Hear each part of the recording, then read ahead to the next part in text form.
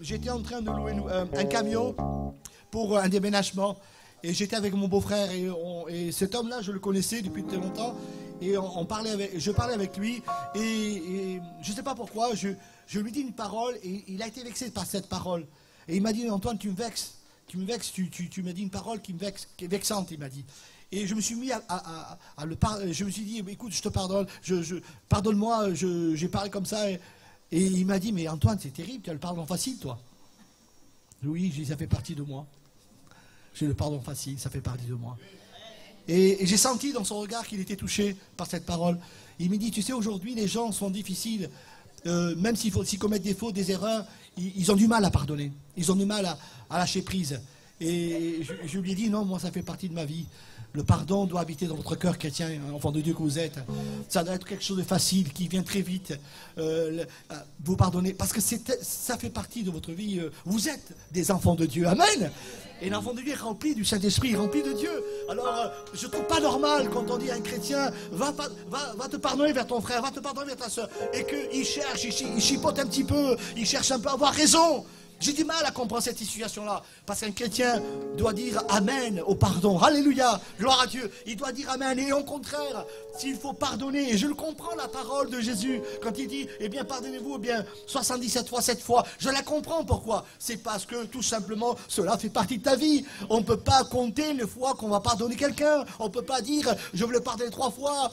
Nous donnons des fois des limites à l'amour de Dieu qui habite dans mon cœur. Comment voulez-vous être béni après? Comment voulez-vous? Si vous savez, si vous mettez des limites à l'amour de Dieu que Dieu met dans votre cœur, alors c'est comme si qu'on laisserait à Dieu, eh bien le choix aussi de limiter, eh bien combien il doit vous bénir. Alors moi je veux pas donner des limites à Dieu, vous non plus. Amen. Alors ne soyez pas limités pour les autres. Alléluia, gloire à Dieu. Alors, on continue encore en chantant des cantiques à la gloire de Dieu. Je vous le dis, je l'avoue, je préfère prêcher que chanter. C'est pour ça que je parle beaucoup entre les cantiques. Mais je vais chanter quand même. Amen. Alors on chante encore. Aidez-moi, hein, s'il vous plaît, hein, parce que pour moi c'est vraiment difficile de chanter. Que Dieu m'aide. Amen. On chante encore ce cantique dans CD 16, 2. Hein. Alors ce cantique est merveilleux aussi. Comment exprimer, hein, et comment décrire. Amen. Alors chantez avec moi, s'il vous plaît.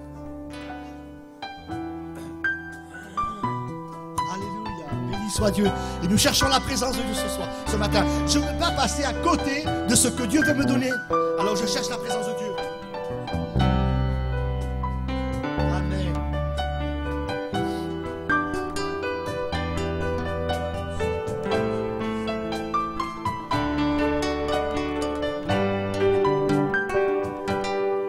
Comment exprimer et comment écrire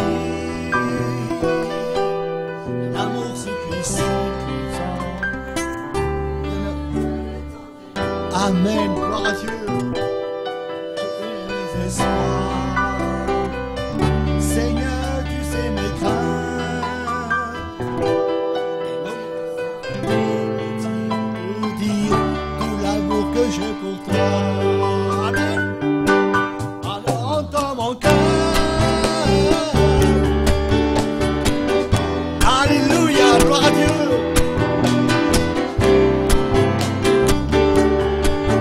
Merci Père.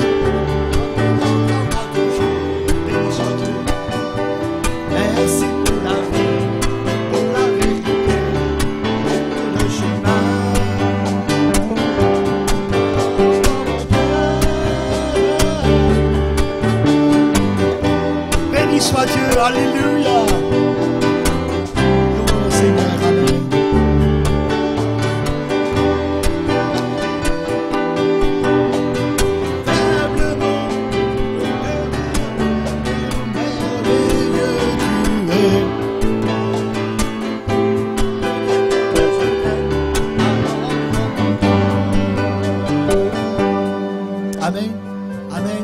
Entends mon cœur, Seigneur. Moi, je crois qu'une prière, elle est agréée par Dieu, elle est approuvée par Dieu quand le cœur l'accompagne.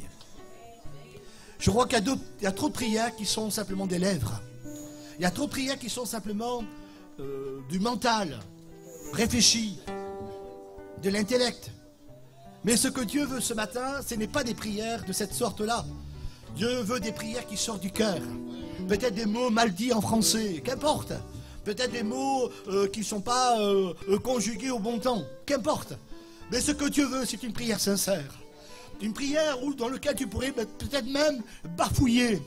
Ou même dans lequel tu pourrais même, tu ne trouves pas tes mots. Mais qu'importe, c'est la prière qui sort du cœur. C'est la vraie prière, cela. Amen, gloire à Dieu. Dieu ne veut pas des prières comme des poésies ce matin. Dieu ne veut pas des prières qui soient écrites comme un poème. Non. Dieu ne cherche pas des poèmes ou des poésies. Dieu cherche des vrais adorateurs en esprit et en vérité. Ceux qui le louent. Amen, avec un cœur véritable. Alléluia. Et je crois que ce matin, vous êtes là pour le louer avec votre cœur. Et vous êtes véritables. Vous êtes des vrais adorateurs en esprit et en vérité. Amen. Nous chantons encore dans la louange, nous chantons encore des cantiques. Amen. Le 13, ensemble. Amen, gloire à Dieu. Merci Seigneur. Cherchant la présence de Dieu, je voudrais un frère qui va présenter ses instants. Amen. Avant de chanter ce cantique. Je voudrais à mon frère François qui est devant, qui présente ses instants. Merci. Oh Dieu de grâce. Merci pour l'honneur que tu fais d'être là. Merci Père, merci. Merci Père. Merci parce que je vous crois, Seigneur Jésus. Amen. Dis-toi de ta parole, Dieu. Je pour toi, réunis en ton nom, je suis au milieu de vous. Donc je le crois, Seigneur mon Dieu, quand tu n'es pas un Dieu qui ment, toi. Sois béni. Je n'ai pas un Dieu qui parle vraiment. Oh Jésus, ta grâce. Oh Jésus, bénis en ce matin, Dieu. Fais-nous ce privilège que ta main puissante soit sur nous, Seigneur Jésus, en ce matin. Amen, amen, amen. Bénis Dieu ce matin. Sois béni, Jésus. Nous implorons ta présence. Alléluia, alléluia. Amen. Quelle grâce d'invoquer ton nom ce matin, Dieu. Je te bénis, roi. Merci, Jésus. Merci, Dieu. Gloire au Seigneur, amen, alléluia. Bien, tout simplement une requête de prière ce matin.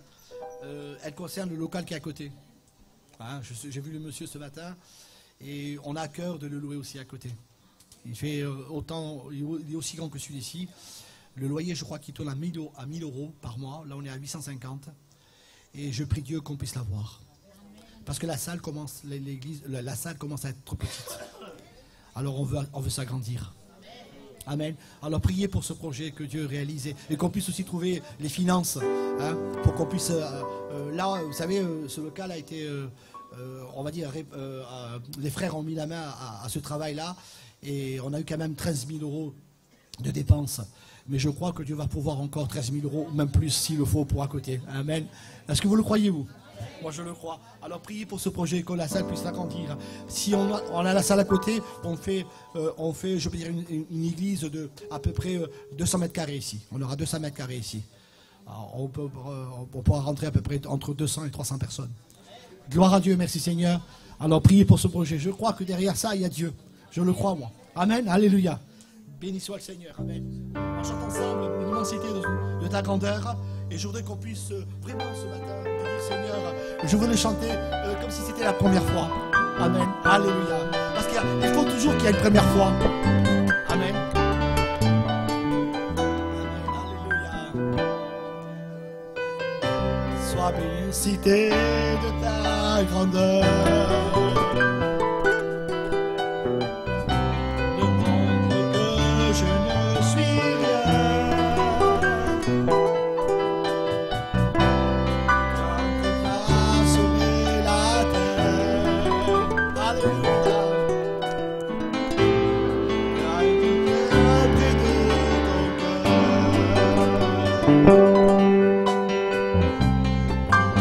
Avant que je sois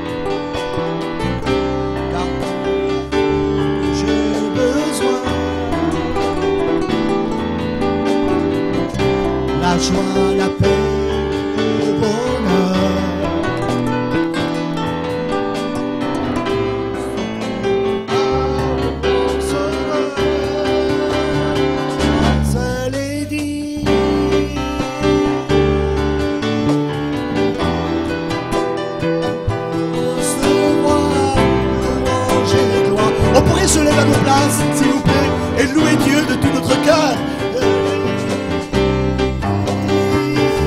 Alléluia. De recevoir louange et gloire pour l'éternité. On reprend ça,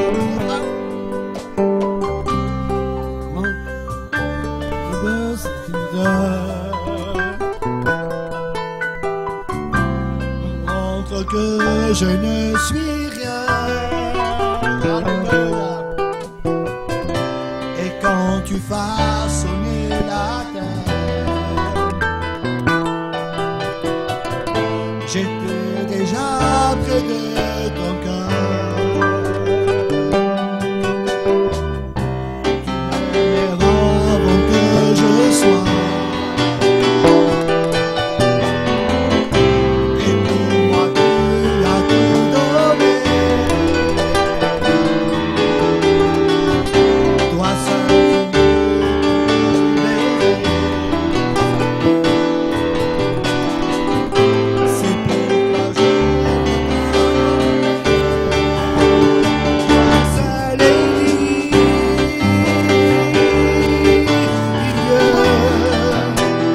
de recevoir louange et gloire pour l'éternité.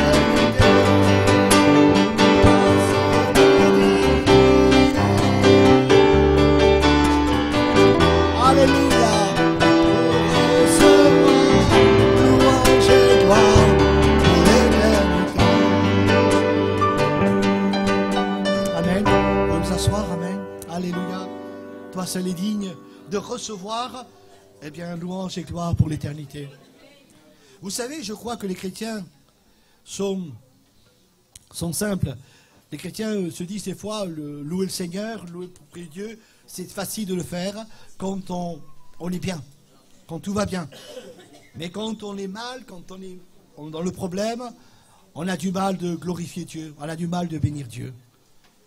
Souvent c'est comme ça. Parce que vous savez pourquoi?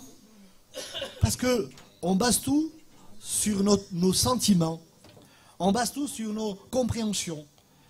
Au lieu de dire, eh bien, ce que je ressens, c'est pas grave. Ce que je suis, c'est pas grave. Mais nous voulons réellement dire ce matin, Dieu est grand, Dieu est puissant. Eh oui, il fait froid quand même. Bon, enfin, ils ouvrent. Ils ouvrent comme ça, parce que c'est, voilà. Ils sont à la maison. On ouvre la fenêtre. Hein. Les autres, c'est pas grave. Ok. Voilà. Grand Seigneur, amen. Hein? Vous avez vu, on peut vite, très vite faire le fil, hein, voilà, parce que les gens, voilà, c'est comme ça. Hein. Je disais qu'on se permet parfois tout simplement de sentir ces choses et de dire, Seigneur, je ne suis pas prêt à te louer, à te bénir, parce que nos émotions nous envahissent très facilement. Alors, le chrétien doit, la Bible est claire, ça fait partie du fruit de l'esprit, il doit être, eh bien, tout simplement, être quelqu'un de pacifique. Et savoir maîtriser tous ces sentiments qui peuvent des fois l'immerger, l'envahir, et de rester toujours dans la bonne note, de dire je loue Dieu, je bénis Dieu. Amen. Gloire à Dieu. Alléluia. Allez, on continue encore. Amen, gloire à Dieu. Alléluia. On chante des cantiques à la gloire de Dieu. Amen. Quelle joie d'être là. Amen. Alléluia. Quelle joie. Alors on chante ensemble. C'est le CD 15. Tout devient possible. Amen. Gloire à Dieu. Et c'est vrai que tout devient possible pour les chrétiens. Amen. Gloire à Dieu. Tout devient possible pour celui qui croit. Pour celui qui croit en Dieu. Amen. Celui qui croit en Jésus-Christ. Tout devient possible. Alors c'est les 15.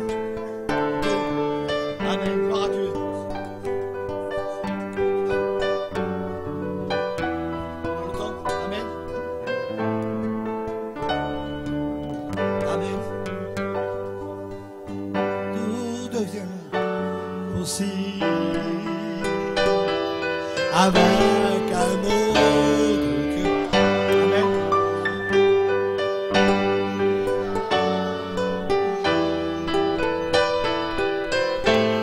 Voilà. Pendant ces cantiques, on passe par les offrandes, s'il vous plaît.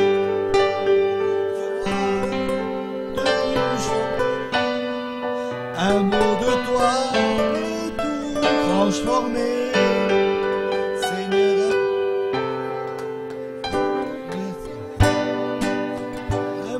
toi.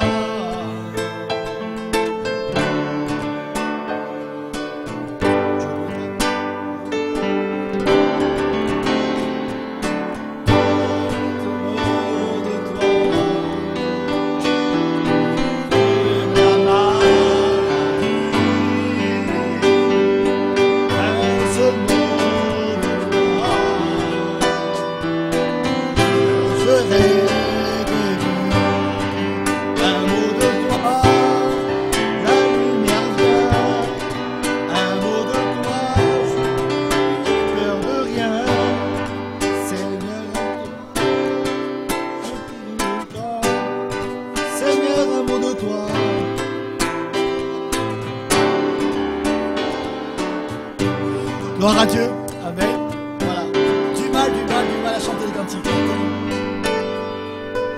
Voilà, ça c'est la faute en toi parce que tu choisis les cantiques que je ne sais pas chanter. Ouais, mais t'es pas mal là. En ce moment, t'es pas mal. Voilà.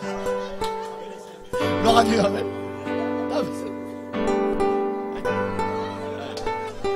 Applaudissez s'il vous plaît. Amen.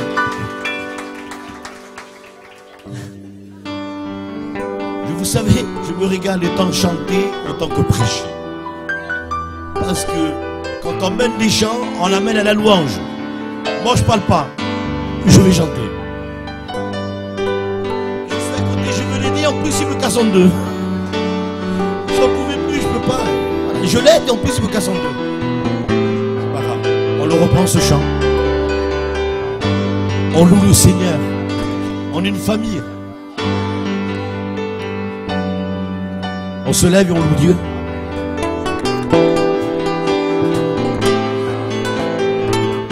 Tout devient possible. Tout devient possible avec un mot de toi. Tout est accompli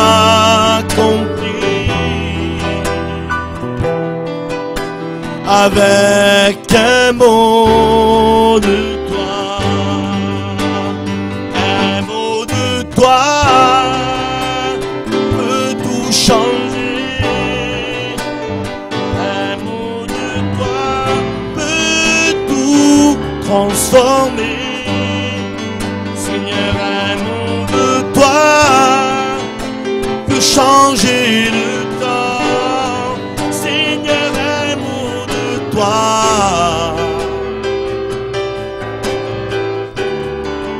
et tout devient vivant.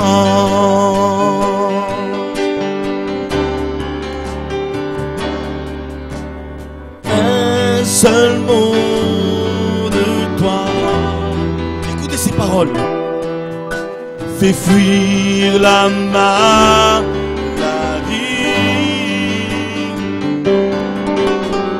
Un seul mot de toi. Écoutez. Et je serai guéri. Un mot de toi. La lumière vient.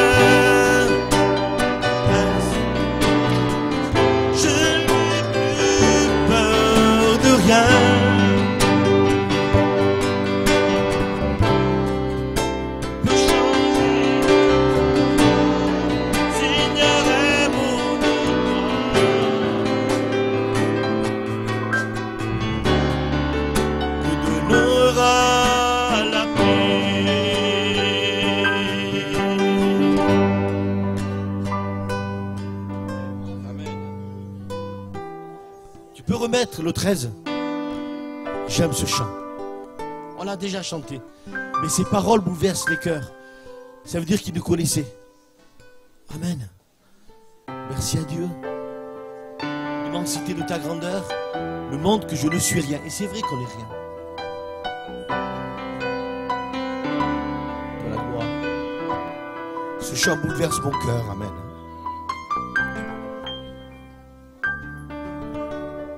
On commence avec le piano.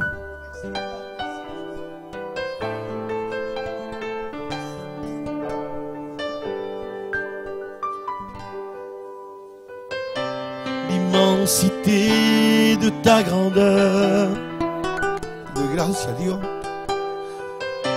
me montre que je ne...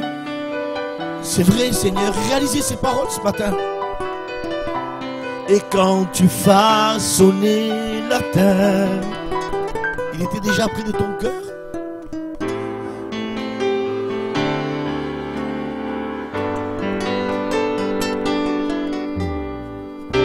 Tu m'aimais avant que je sois.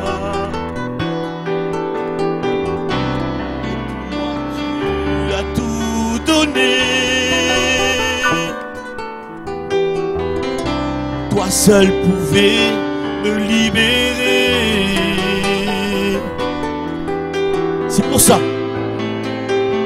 On le crie de tout notre cœur. À vous maintenant, Église de Dieu. Toi seul est digne de recevoir.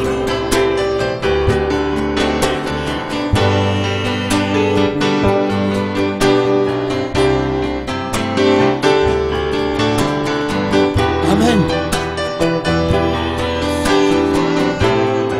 J'ai gloire pour l'éternité. Dans ta présence, je me tiens. Tu as tout dont j'ai besoin. La joie, la paix et le bonheur.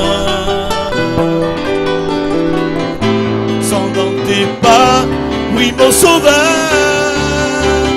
Toi seul est digne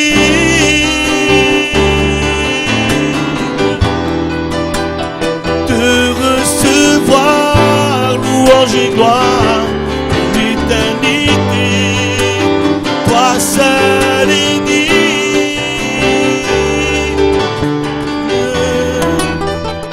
de recevoir l'éternité. Toi seul est digne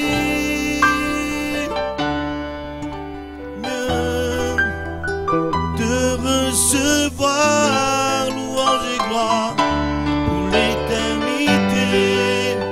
Toi seul est digne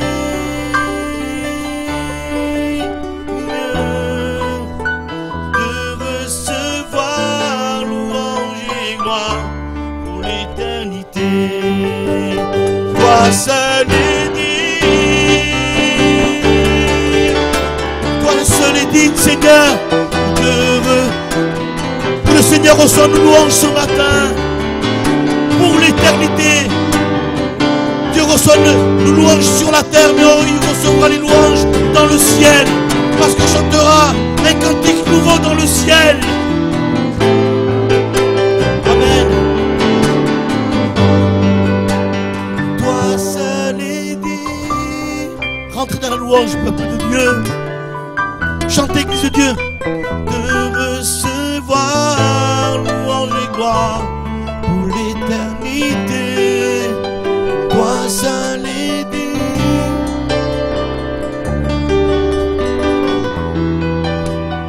de recevoir louange et gloire pour l'éternité.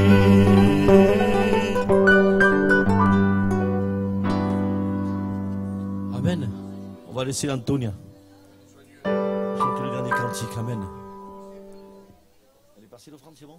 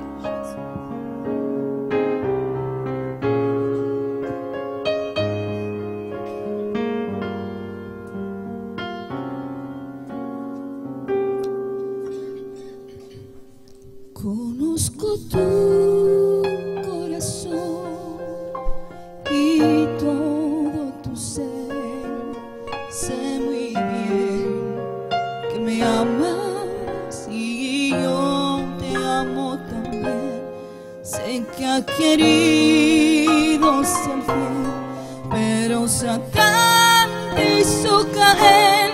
Yo soy que guardo tu alma, soy que cura tu herida, yo soy que guarda tu entrada, soy quien vela tu salida.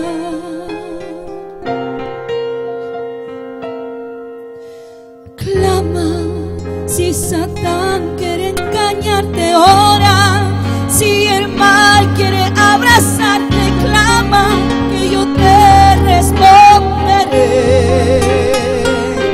y te enseñaré cosas grandes que tú no conoces. Si clamas, si clamas, si tú me aclamas, oh, clama. Si Satán quiere engañarte, ora. Si el mal quiere abrazarte, clama que yo te responderé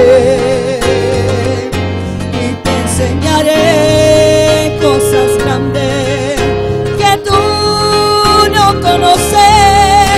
Si clamas, si clamas, si tú me aclamas.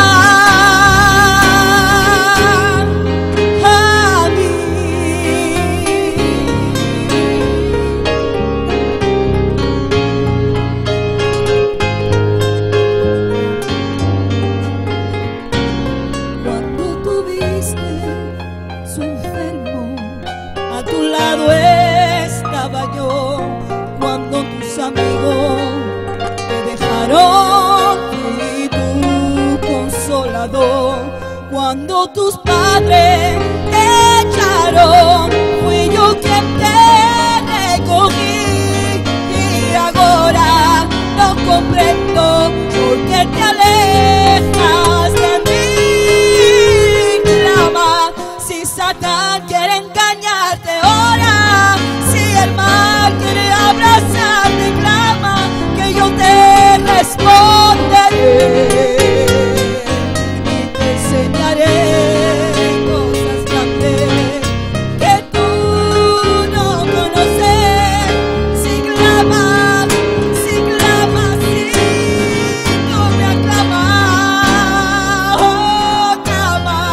Si Satán quiere engañarte, ora. Si el mal quiere abrazarte, clama que yo te responderé y te enseñaré cosas grandes que tú no conoces. Si clamas, si clamas, si tú me aclamas, oh, clama. Si Satán quiere engañarte, ora. Si el mal quiere abrazarte, clama que yo te responderé y te enseñaré cosas grandes que tú no conoces. Si clamas, si clamas, si tú me aclamas, a mí, a mí,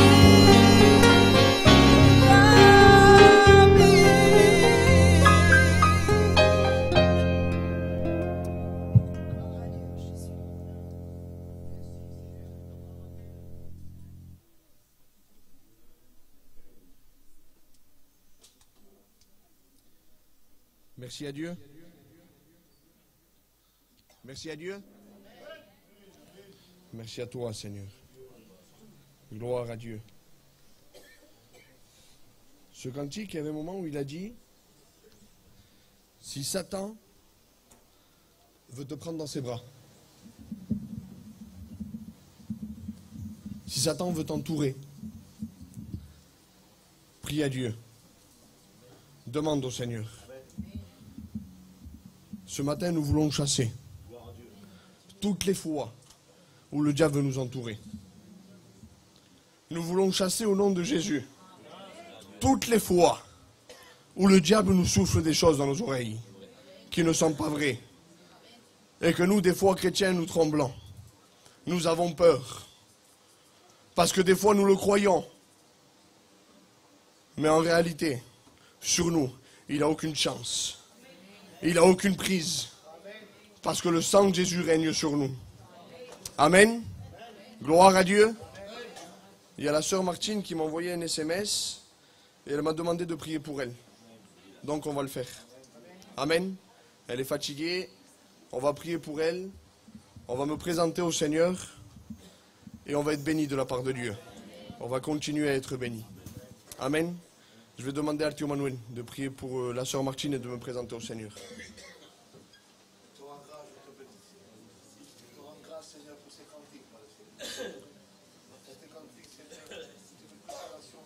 Ayúdame, Dios Santo. Ayúdame, Jehová.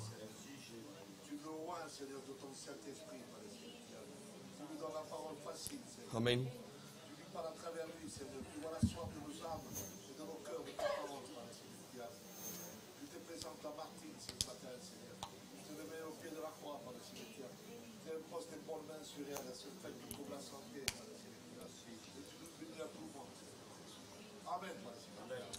Amen. Merci à Dieu. Ce matin, nous allons parler de la foi. Qu'est-ce que la foi? À quoi ça nous sert? Ce message, je vais vous raconter en 2 minutes comme il m'est venu ce message. C'était un jour où j'étais pas en grande forme. Et je marchais. Et je parlais avec le Seigneur. Et le Seigneur m'a donné un exemple dans la Bible que je vais vous donner ce matin.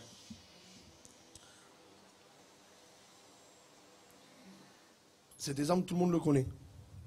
C'est celui de David. Quand il a terrassé le grand Goliath. Et il me donnait des exemples. Il me disait, la main de David, c'est moi qui l'ai fait. C'est moi qui l'ai créé. La pierre que David a jetée, tout le monde connaît l'histoire. Tout le monde connaît l'histoire? La pierre qu'il a jetée, c'est moi qui l'ai créée. Par contre, la fronde qu'avait David, c'est lui qui l'a faite. Là où il stockait les pierres, cette gibetière, c'est lui qui l'a faite. Une gibetière, c'est comme une sacoche, si vous voulez. C'est lui qui l'a faite. Bien souvent, quand l'ennemi vient nous attaquer, nous laissons tout sur les mains de Dieu. C'est bien, c'est vrai. Mais il y a notre part aussi. C'est pas à chaque fois que le diable vient nous attaquer qu'on se dit « Seigneur, vite, aide-moi, Seigneur. Seigneur, vite, aide-moi. » Nous devons combattre l'ennemi. Nous ne sommes pas de ces gens-là qui se laissent terrasser par le diable. Mais bien au contraire, quand le diable vient se mettre devant nous, nous ne nous mettons pas à genoux. Nous levons notre tête et nous prions Dieu. Amen. Gloire à Dieu. Pour ceux qui veulent lire cette histoire, elle se trouve dans 1 Samuel 17.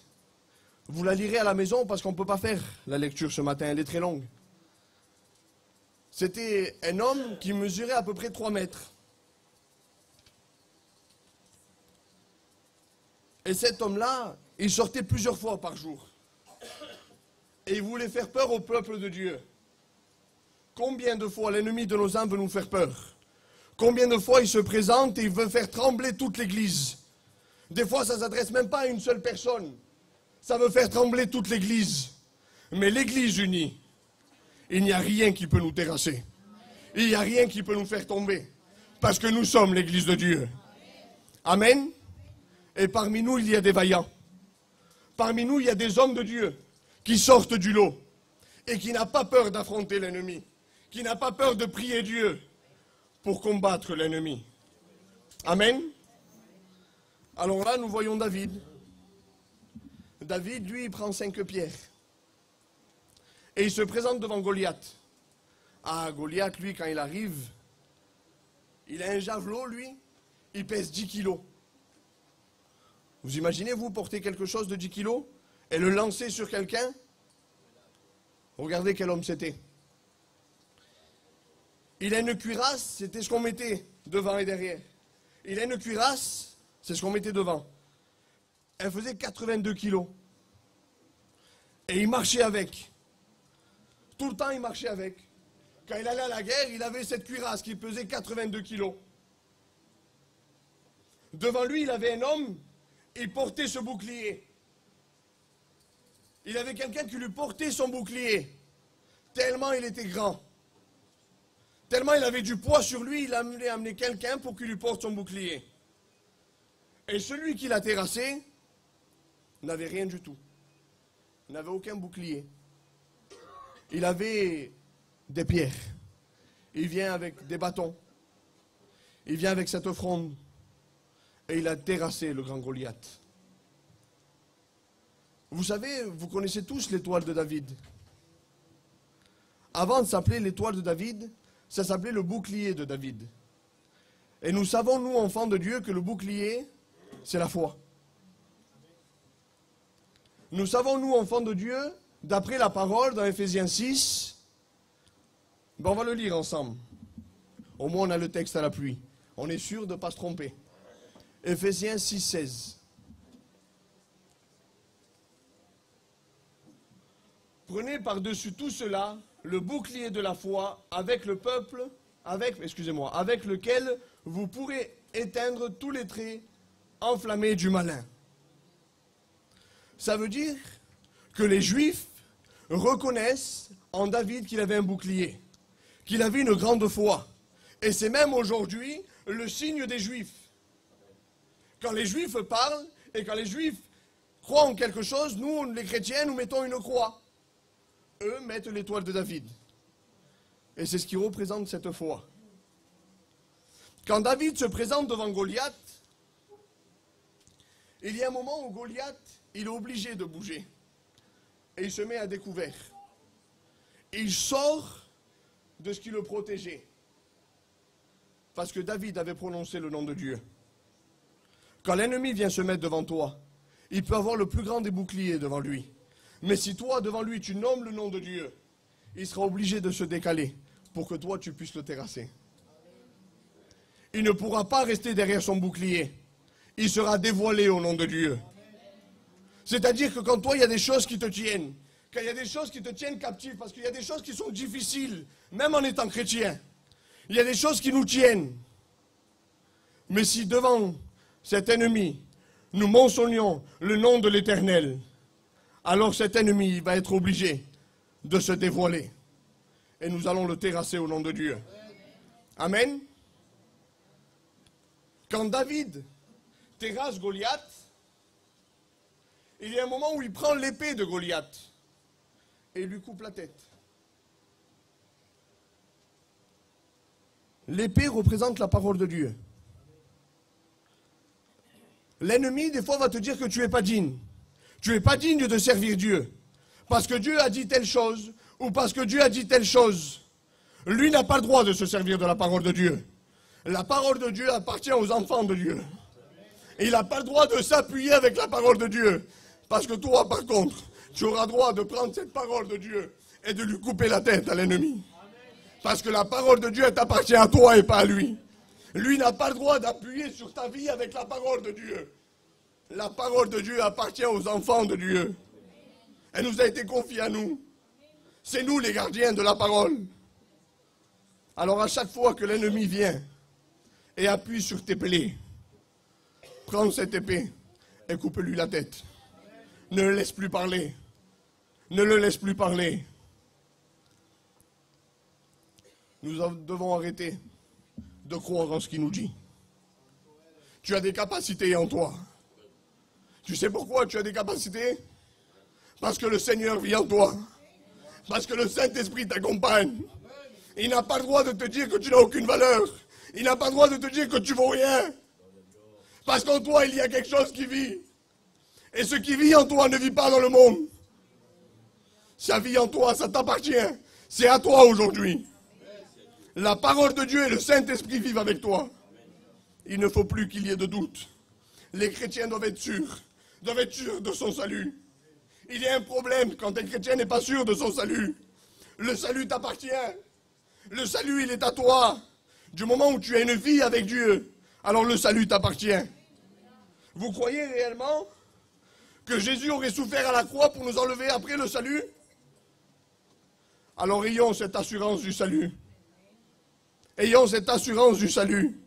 À chaque fois que l'ennemi appuie, nous ne devons pas le laisser faire. Nous devons avoir le dessus sur lui.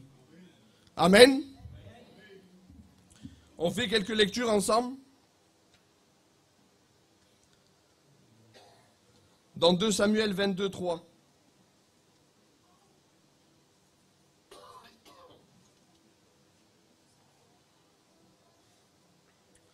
Dieu est mon rocher, où je trouve un abri, mon bouclier et la force qui me sauve.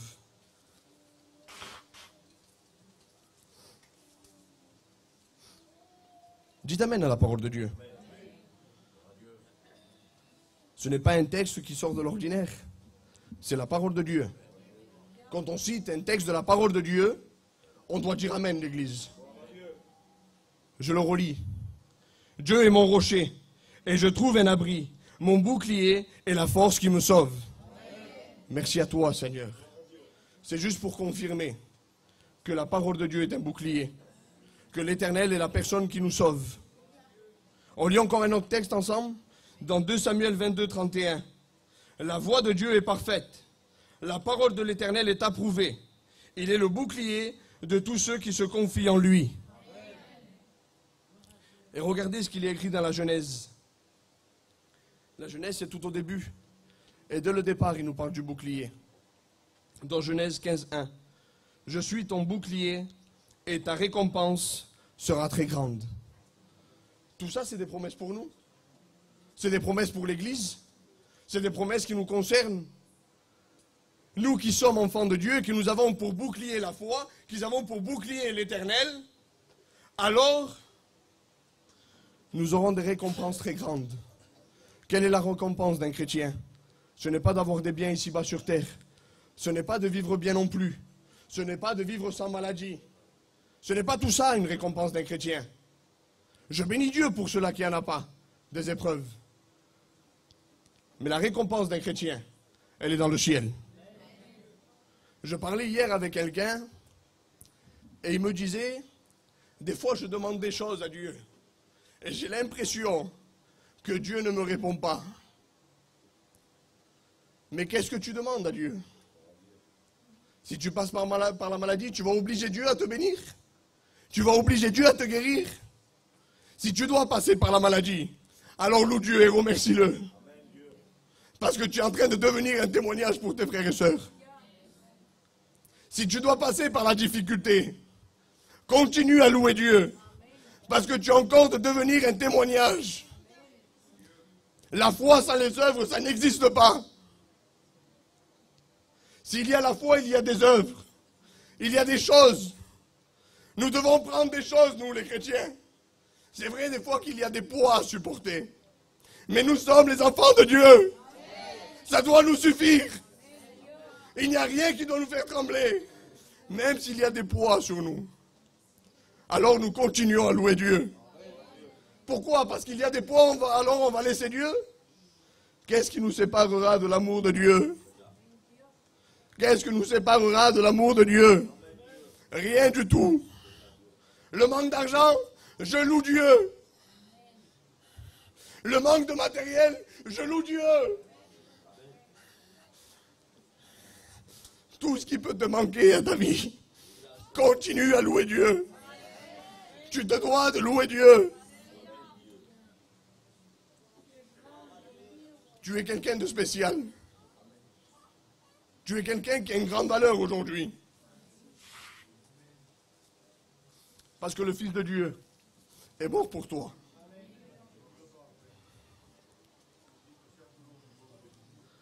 Je loue Dieu ce matin. Dans Jacques 2:20, il y a écrit que la foi sans les œuvres est inutile. Mais on va lire un autre texte ensemble. C'est l'apôtre Paul. Dans 1 Corinthiens 9:2.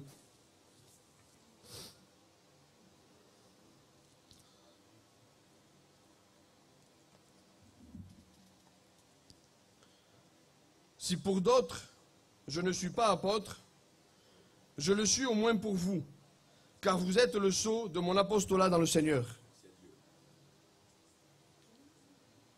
L'apôtre Paul est en train de dire clairement que par certaines personnes, il n'était pas reconnu comme un homme de Dieu. Il n'était pas reconnu comme un apôtre. Mais par les œuvres qu'il avait fait pour Dieu, par les œuvres qu'il avait fait pour Dieu, il y en a qui reconnaissaient son ministère. Il y en a qui reconnaissaient son ministère. Même si pour certaines personnes, on peut te dire, mais tu es un mauvais chrétien, tu te comportes mal. Mais quand on voit le temps que tu passes avec Dieu, quand on voit ce que tu fais pour Dieu, il n'y a personne qui pourra nier que tu es un enfant de Dieu. C'est pour ça que la foi sans les œuvres est inutile. Parce que ce qui va prouver que vous êtes un enfant de Dieu, ce qui va prouver que vous avez de la valeur, ce qui va prouver que le Saint-Esprit vit en vous, c'est parce que vous travaillez pour Dieu. C'est parce que vous passez du temps avec Dieu. L'ancien tout à l'heure en parlait. Un chrétien doit prier le Seigneur. Aujourd'hui, il est presque étonnant qu'un chrétien prie l'après-midi, qu'il a arrêté tout ce qu'il devait faire pour prier. Il n'y a rien d'étonnant. C'est parce que nous devons le faire. Parce que nous nous plaisons dans la parole de Dieu. C'est parce que nous nous plaisons dans les voies de Dieu. Les voies de Dieu sont importantes. Nous servons le Très-Haut. Il n'y a pas besoin d'être serviteur pour passer du temps dans la prière. Il n'y a pas besoin d'être serviteur pour passer du temps dans la lecture. Un enfant de Dieu doit le faire. Ah, certes, ce n'est pas obligé. Ce n'est pas obligatoire, c'est vrai. C'est vrai que ce n'est pas obligatoire. Mais comment on reconnaît un enfant de Dieu si cet enfant-là ne prie pas? Comment on reconnaît un enfant de Dieu si cet enfant-là ne parle pas avec son père et s'il n'a pas du temps avec lui? C'est comme ça qu'on reconnaît un homme de Dieu. C'est comme ça qu'on reconnaît un homme qui est lent à la colère, qui a de la patience. C'est parce qu'il est près de son Seigneur. C'est parce qu'il est près de son Dieu. Et il a une foi qui est très grande. Amen. Merci à toi, Seigneur. On lit un texte ensemble? Dans Luc 17, 5 à 6.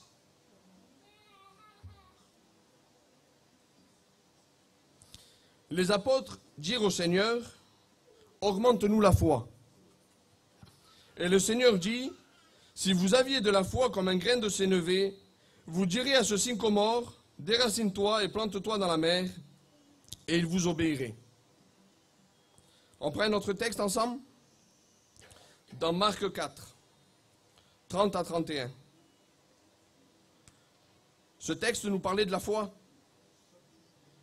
Nous allons prendre un texte qui parle du royaume de Dieu. Merci à toi, Seigneur. Est-ce que la parole est claire ce matin? Il dit encore, à quoi comparons-nous le royaume de Dieu? Ou par quelle parabole le représenterons-nous? Il est semblable à un grain de sénévé qui, lorsqu'on le sème en terre, est le plus petit de toutes les semences qui sont sur la terre. Ça veut dire que la Bible prend la même graine pour la foi que pour le royaume de Dieu. Ça veut dire que quand quelqu'un commence à avoir la foi, quand quelqu'un reçoit cette foi dans son cœur, il reçoit un morceau du royaume de Dieu. C'est pour ça que nous sommes si spéciaux ce matin. Parce qu'en nous, nous avons un secret que malheureusement, pas beaucoup de personnes ont. En nous, nous avons un morceau du royaume de Dieu. C'est pour ça que nous sommes détachés de la terre. C'est pour ça que le bien, je le dis clairement, on s'en fout. C'est pour ça que cette terre n'arrive plus à nous atteindre. C'est parce qu'en nous, il y a quelque chose qui brille. Et c'est cette foi, la même graine que le royaume de Dieu. C'est exactement la même graine. C'est pas moi qui le dis, c'est Jésus. Jésus a posé en nous un morceau du royaume de Dieu. Jésus a posé en nous un morceau du royaume de Dieu. En ayant la foi, en ayant simplement accepté Jésus, il a posé en nous un morceau du royaume de Dieu. Je ne sais pas si on se rend compte ce matin que ce matin, nous avons en nous un morceau du paradis qui vit en nous. Et c'est un morceau qui vit en plus. Parce que c'est une graine. Et une graine est appelée à grandir. Comment faire grandir cette graine?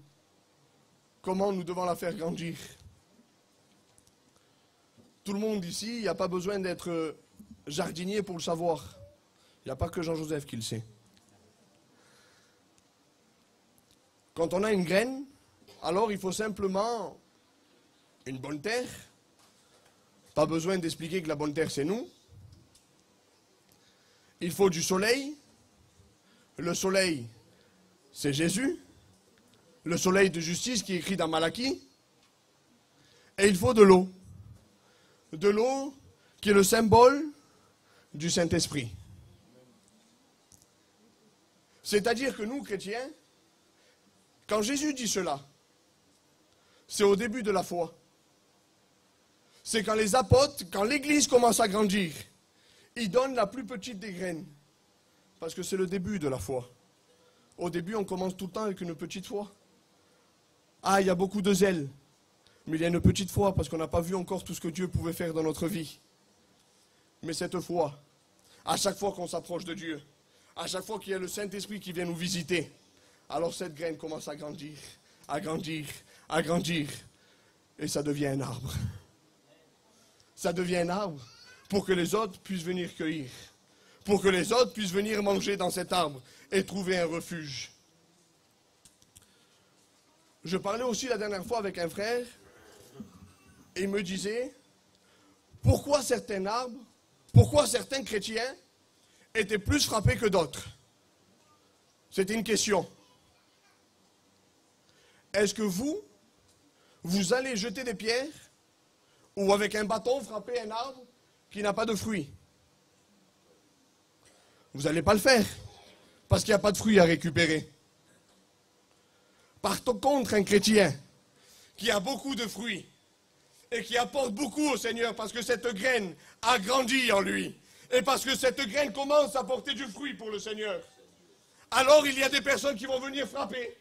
Ils vont venir jeter des pierres pour que les fruits tombent de cet arbre. Alors à chaque fois que tu sens que tu es frappé, à chaque fois que tu sens que tu passes par des difficultés, c'est parce qu'on veut récupérer des fruits de ton arbre.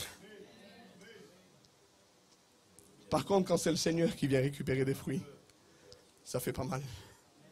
Ça fait du bien. Ça nous soulage même. Je bénis Dieu ce matin. Merci à toi, Seigneur. Merci à toi, Seigneur. Merci à toi, Seigneur. On lit un verset ensemble. Je ne vais pas vous tenir longtemps. Hébreux 12:2.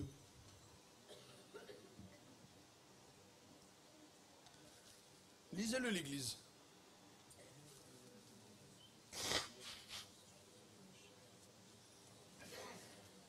Fixant les yeux sur Jésus, le chef et le consommateur de la foi. C'est-à-dire que lui a posé cette foi en nous. Lui, il est encore le soleil qui nous fait grandir cette graine. Il est aussi l'Esprit qui envoie son Saint-Esprit, qui est l'eau, qui nous fait aussi grandir cette graine. Et en plus, il vient manger en nous. Il vient consommer ce qu'il a posé en nous. Nous, nous sommes simplement cette terre. Cette bonne terre qui est travaillée et qui s'y laissait faire par ce divin Dieu. Parce que nous avons complètement confiance en lui. Laissons le Seigneur consommer cette foi en nous. Quelle joie de pouvoir laisser Dieu manger dans ce qu'il nous a posé en nous. Consommer ce qu'il a posé en nous. Nous pouvons dire que nous sommes en train de nourrir Jésus. Simplement parce qu'on a laissé cette foi grandir. nous pouvons dire que nous sommes de ceux qui ont nourri Jésus. Continuons à nourrir Jésus. Que cette foi ne diminue pas, mais au contraire, qu'elle aille en grandissant.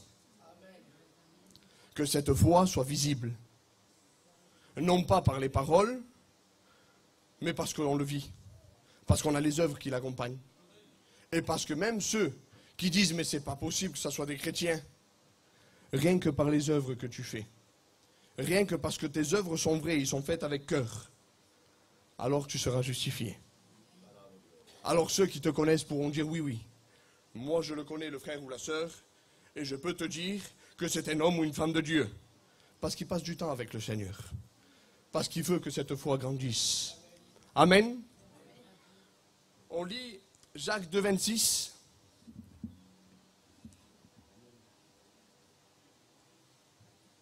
Comme le corps sans l'âme est mort, de même la foi sans les œuvres est morte.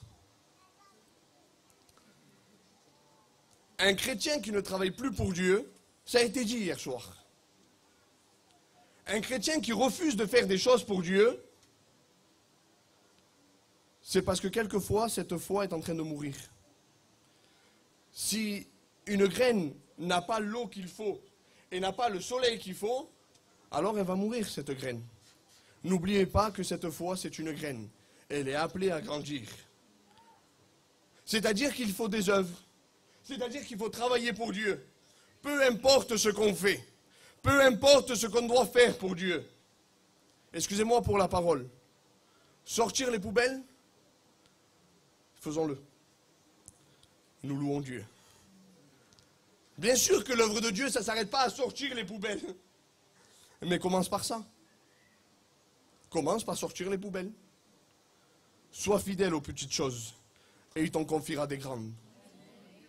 Il y en a directement, ils veulent des grandes choses. Mais par contre, ils ne veulent pas commencer par les petites. Ils veulent directement très grand. Commence par les petites. Avant d'être serviteur de Dieu, j'ai commencé à prêcher aux petits-enfants. Et ça me bénissait. Avant de partir aux études en première année, j'avais demandé quelque chose au Seigneur. On était dans notre église et je m'étais enfermé avec les enfants dans la petite chambre à côté. Il y avait un frère avec moi. Et dans mon cœur, j'avais dit, Seigneur, avant de partir, la première fois que j'ai apporté ta parole, c'était à ces petits-enfants. Alors Seigneur, je veux les voir remplis de ton Saint-Esprit. Alors on a commencé à prier à côté avec les enfants. On a commencé à prier avec les enfants et on n'a pas arrêté. Et les enfants ont commencé à pleurer parce qu'ils étaient bénis de Dieu. Si un petit enfant a reçu tout ça, à plus forte raison nous, qui sommes enfants de Dieu. Ne t'enferme pas. Ne te dis pas, pour moi, je n'arrive plus à rentrer dans sa présence. J'arrive plus. Seigneur, tu vois combien c'est difficile pour moi. Au nom de Dieu, au nom de Jésus, que tout soit brisé ce matin. Mets ta foi en action. Que cette foi continue à grandir pour que tout soit brisé. Il y a des choses qui te tiennent dans le monde, qui soient brisées. Je dis ça pour les rétrogrades qu'il y a parmi nous parce qu'il y en a ce matin. Je n'ai pas honte de le dire. Parce que je veux au nom de Dieu que tu sois libéré. Je veux au nom de Dieu que tu viennes auprès de Jésus. Je veux que cette foi reprenne action. Dieu n'a jamais éteint ce qui vivait en toi. Il n'a jamais éteint, c'est une promesse de Dieu. Dieu n'a jamais éteint ce qui est en toi. Ça veut dire qu'à chaque fois que tu fais quelque chose, il y a une petite voix qui vient et qui te dit, mon fils, ma fille, pourquoi tu fais telle chose? Et toi, tu te trouves mille excuses pour pouvoir le faire. Mais ce matin, reviens à Dieu. Reviens à Dieu. Amen. On lit encore un verset ensemble. Et c'est l'apothéose de la foi. Hébreux 11:6. On se lève ensemble pour lire ce verset.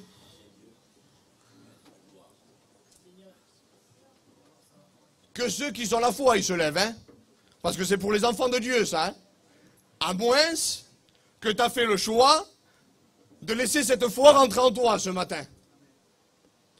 Or, sans la foi, il est impossible de lui être agréable. Car il faut que celui qui s'approche de Dieu croit que Dieu existe et qu'il est le rémunérateur de ceux qui le cherchent. Nous l'avons déjà cherché. Nous l'avons déjà trouvé. Parce qu'il vit en nous.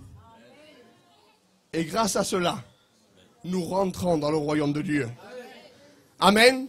Asseyez-vous les chrétiens et on va prier le Seigneur. Priez le Seigneur. Mettez cette foi en action ce matin. Merci Seigneur Père. Merci pour ta parole Seigneur. Seigneur Père, bénis ton peuple Seigneur. Que l'ennemi ne puisse plus rien dire, Dios Santo, mais qu'à chaque fois qu'il nous parle, Dios Padre, par l'épée de la parole, Dios Santo, nous devons avoir le dessus, Seigneur. Bénis-nous, Dios Santo. Bénis ton peuple et qu'il puisse s'exprimer en totalement liberté, Dios Santo. Merci, Père éternel. Amen. Priez le Seigneur, les chrétiens.